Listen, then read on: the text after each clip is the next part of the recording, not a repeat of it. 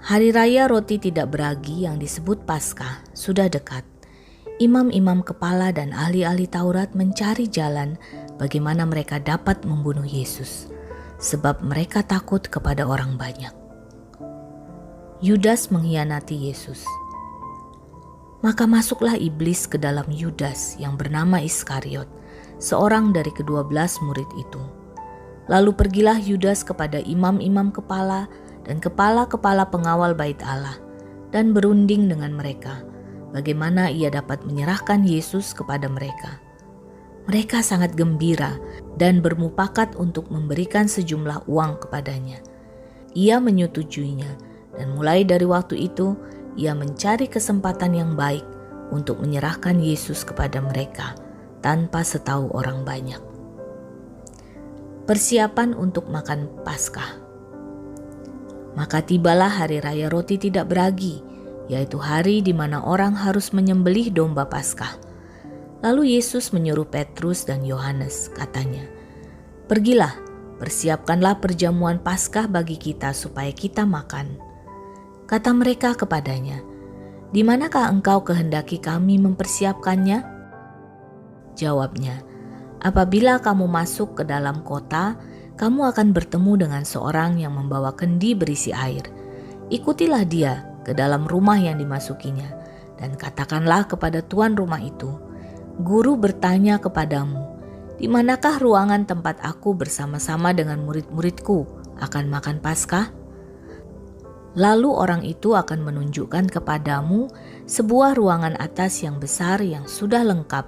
Disitulah kamu harus mempersiapkannya."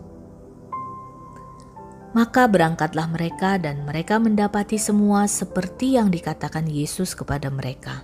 Lalu mereka mempersiapkan Paskah. Penetapan perjamuan malam. Ketika tiba saatnya Yesus duduk makan bersama-sama dengan rasul-rasulnya, katanya kepada mereka, "Aku sangat rindu makan Paskah ini bersama-sama dengan kamu sebelum aku menderita.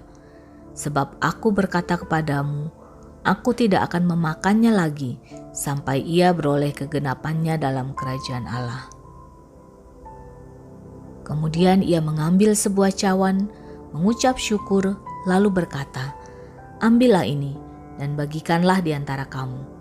Sebab aku berkata kepadamu, mulai dari sekarang ini, aku tidak akan minum lagi hasil pokok anggur sampai kerajaan Allah telah datang." Lalu ia mengambil roti, mengucap syukur, memecah-mecahkannya, dan memberikannya kepada mereka. Katanya, "Inilah tubuhku yang diserahkan bagi kamu. Perbuatlah ini menjadi peringatan akan aku."